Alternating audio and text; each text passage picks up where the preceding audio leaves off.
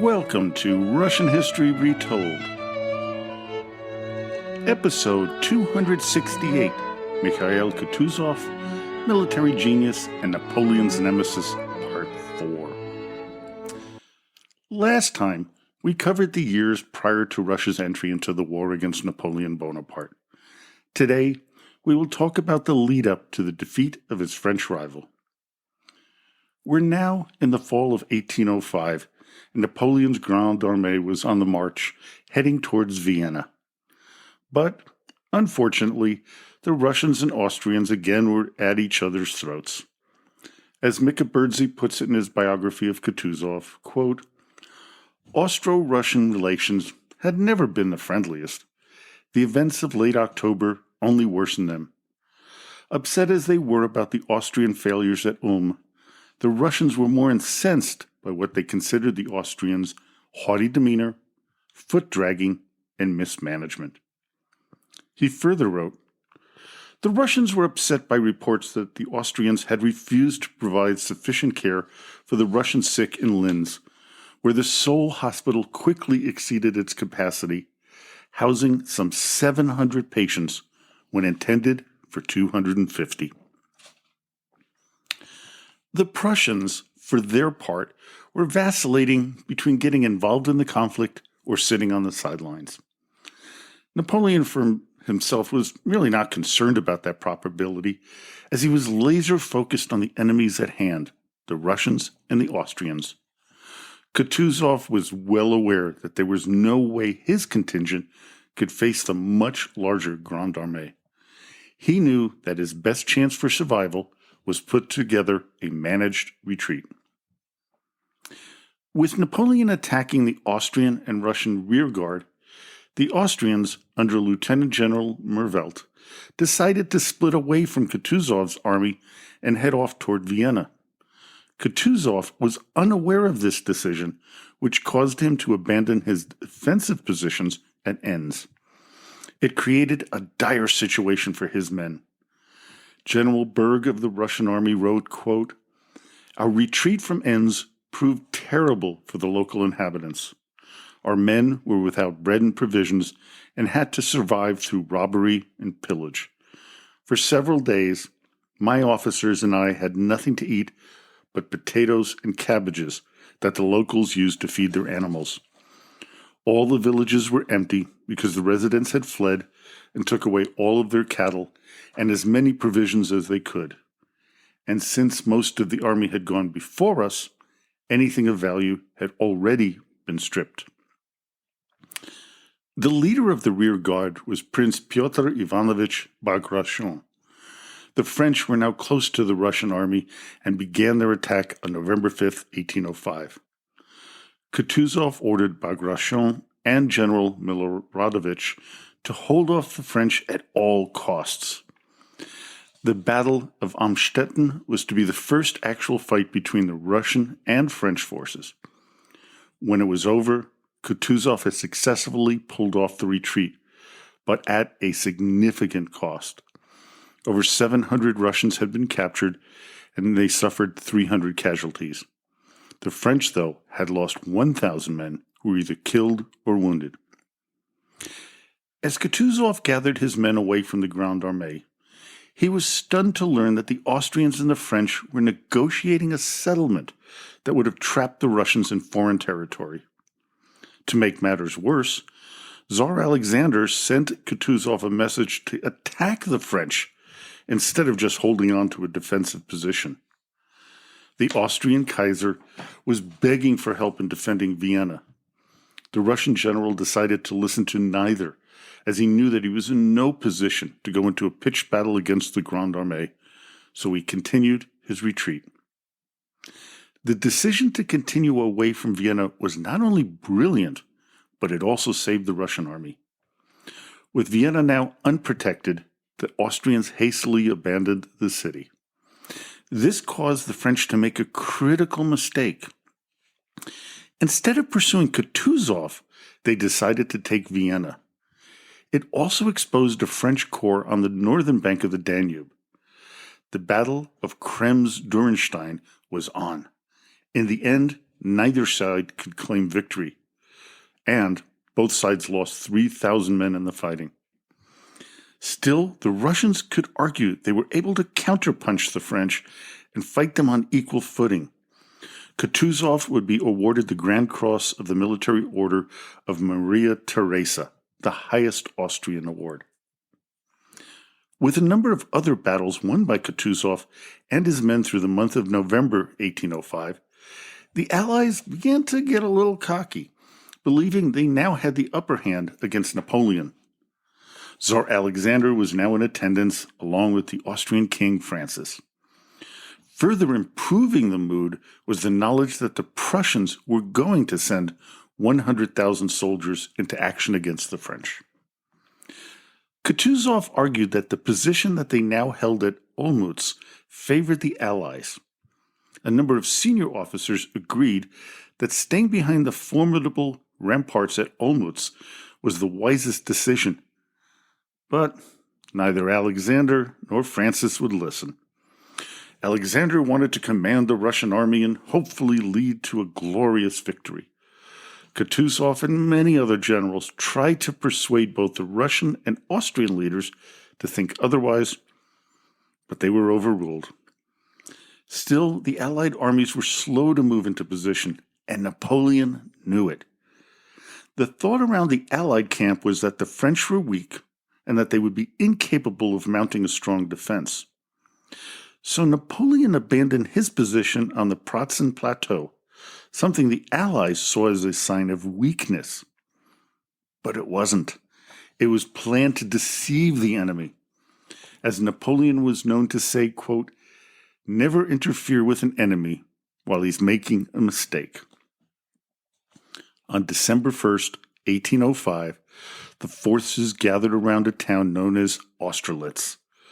General Franz von Weyrother had drawn up the plans of attack, which Kutuzov was furious with.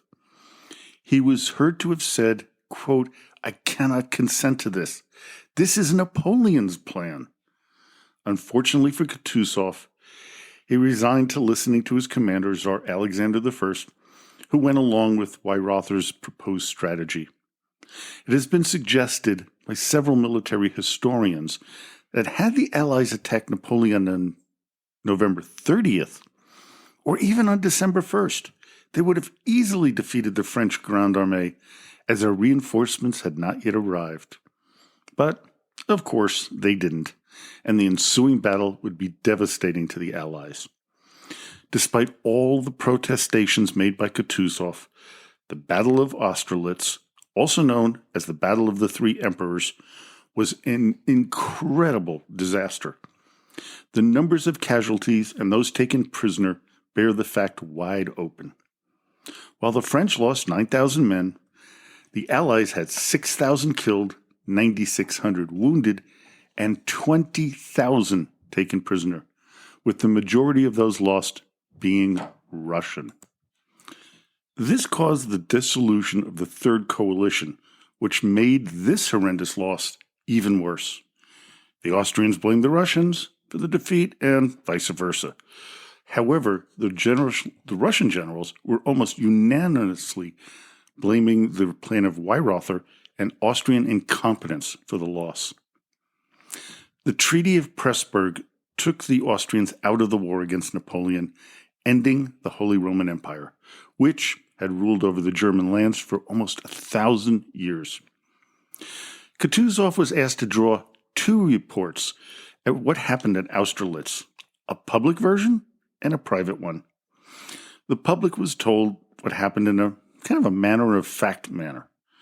The confidential report was far more critical of the role of Tsar Alexander and how the Austrians had played. The following 2 years of Kutuzov's life, 1806 to 1808, were known as the Wilderness Years. He would initially be named the governor of the area around the ancient Rus city, Kiev.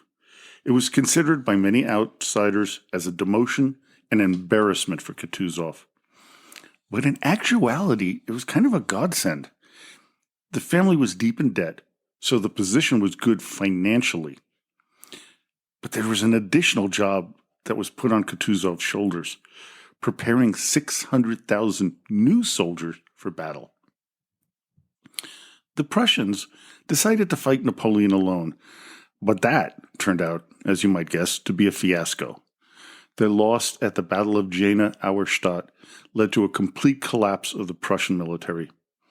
As a result, Russia was facing the entirety of the Grande Armée alone.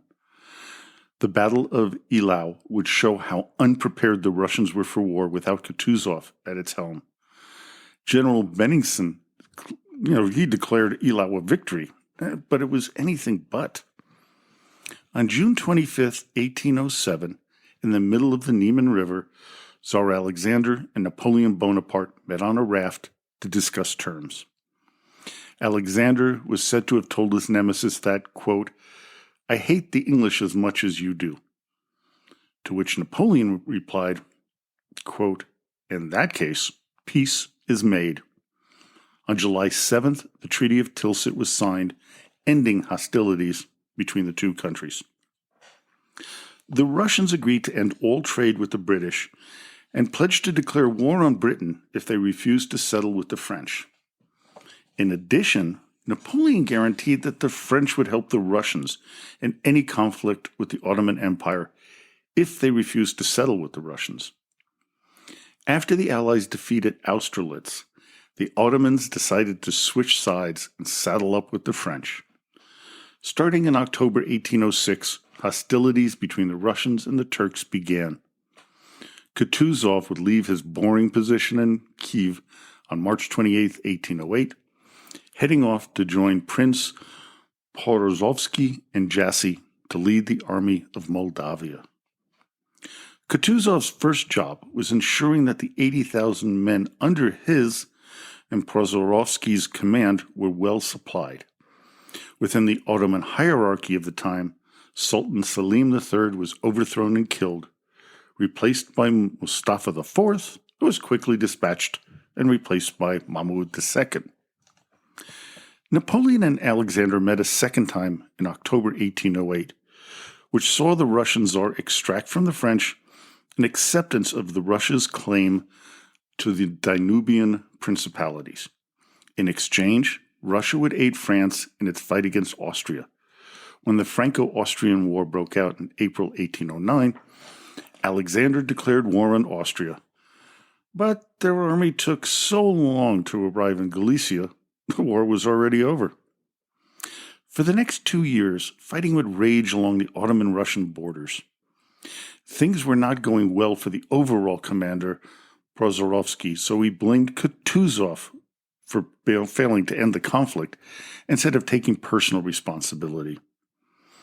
In return, Mikhail Kutuzov was made Governor General of Lithuania. It was not the position that made Kutuzov happy. Prince Porozovsky died in August 1809 and was quickly replaced by Prince Peter Bagration. That would last until March 1810, as Tsar Alexander was generally displeased with Bagration's accomplishments, replacing him with General Nikolai Kamensky. Unfortunately, this would also not give the Tsar the total victory he needed. Relations between the Russians and the French were deteriorating rapidly. Alexander knew it was only a matter of time before Napoleon invaded Russia. He needed the war against the Turks to end and end quickly. The Tsar knew only one man could salvage the situation, and it was Kutuzov. Gaining command in March 1811, the general had only 45,000 men to command, as disease had ravaged the Russian army. This number was half what his previous 3 predecessors had at their disposal. Kutuzov's plan was to defend the center position and utilize his extensive network of confidants that he built up when he was the ambassador to the Ottoman Empire.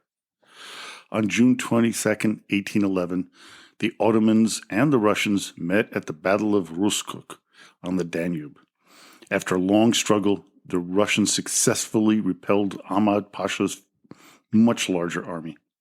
A few days later, as the Turks prepared to attack the Russians in the Ruskuk fortress, Kutuzov ordered his forces to cross the Danube and retreat back into Wallachia. Believing that the Russians were trying to escape, Ahmed Pasha launched an attack. This was to prove a huge mistake, as it was just a ruse to draw the Turks in. It would cause the Ottomans to lose their will to continue fighting. A ceasefire was agreed upon on October 25th, and approximately 3 weeks later, on November 14th, 1811, Ahmed Pasha agreed to a truce and formally surrendered to Kutuzov. The magnitude of the Turkish defeat, with 36,000 casualties, ended the war along the Danube and led to peace negotiations, ultimately resulting in the signing of the Treaty of Bucharest on May 28, 1812. It could not have come too soon, as Napoleon was planning his invasion of Russia. In less than a month, on June 24, 1812, the Grand Armée would cross the Niemen River and begin the fight with the Russians. Surprisingly, Kutuzov was not given command of the Russian forces.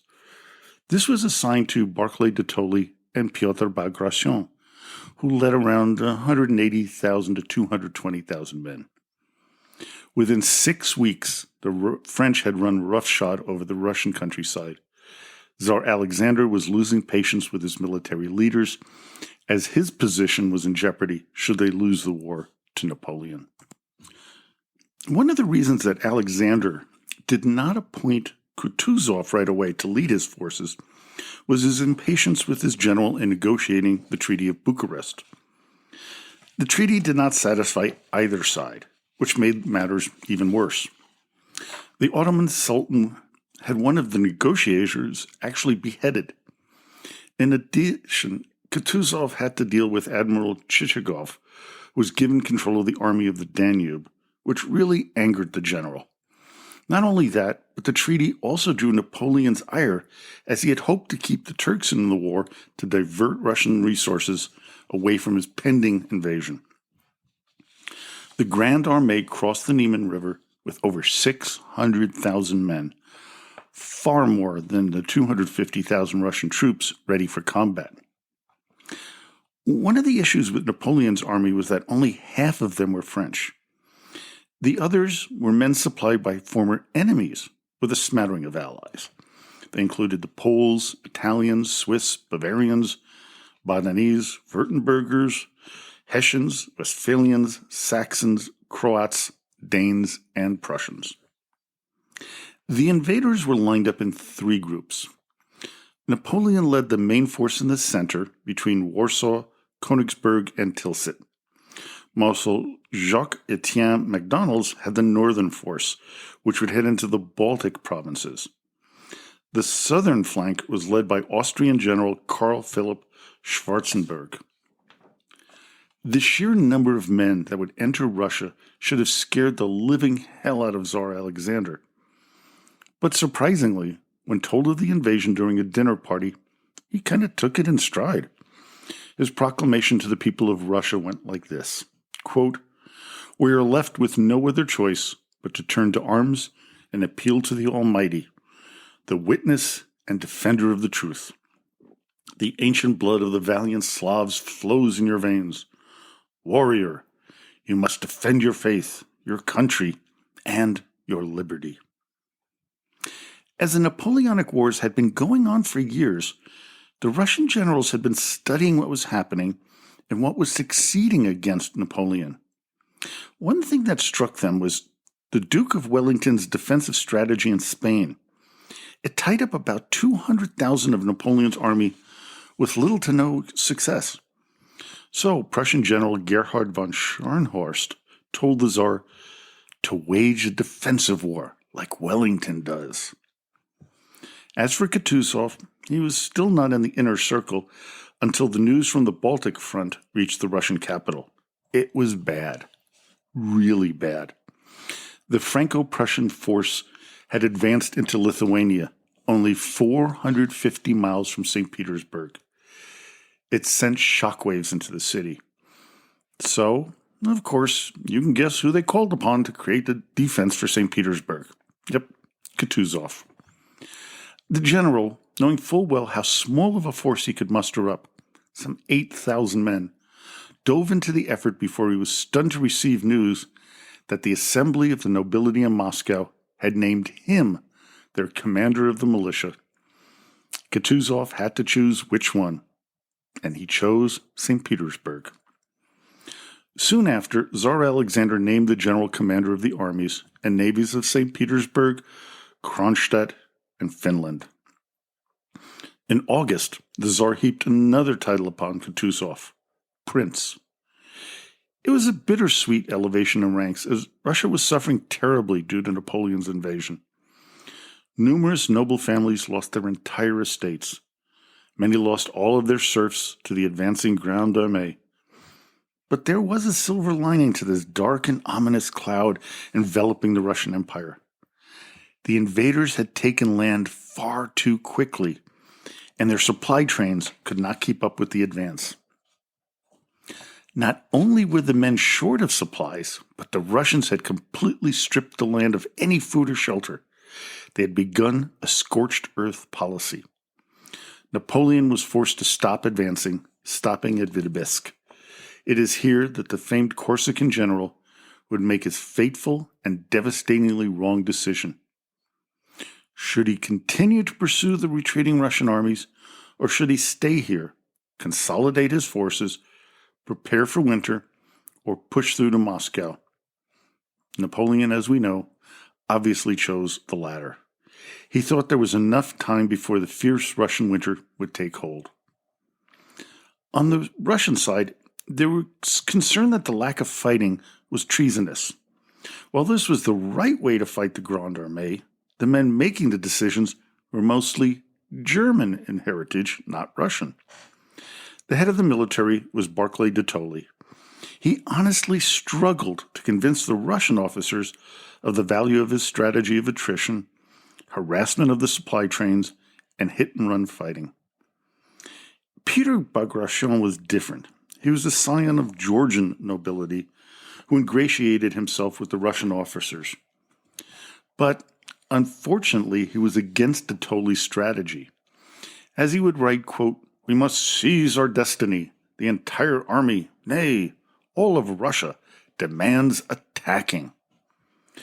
Intelligence had suggested that Napoleon's forces were scattered throughout the region around Smolensk. That convinced the two Russian generals that now was the time to engage the enemy. It was a typical Napoleonic ruse. He wasn't scattered at all. He was fully ready and prepared to fight. The two Russian generals didn't know what to do when they realized their mistake. This gave the French general the time he needed to bring all his forces into battle. The Battle of Smolensk was a terrible defeat for the Russian forces. The city was in ruin, and thousands of Russian soldiers lay dead or wounded. While many officers wanted to continue to fight in Smolensk, Barclay de Tolly thought otherwise and ordered a retreat. Infighting amongst the German and Russian contingent got heated, with claims of treason being thrown out there. This left Tsar Alexander with no choice but to sack de Tolly.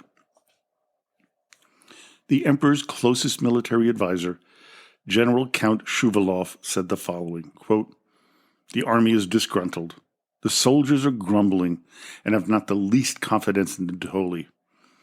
A new commander is necessary, one with authority over both armies, and your majesty should appoint him immediately. Otherwise, Russia is lost." The Tsar convened an extraordinary committee on August 17, 1812, to debate who would take the lead in the fight against Napoleon. A number of names were discussed: Bagration, Benningsen, Tormasov, and Doktorov, before Kutuzov was even mentioned.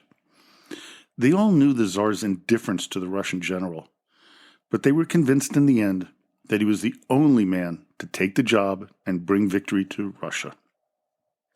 Well, I hope you enjoyed today's episode.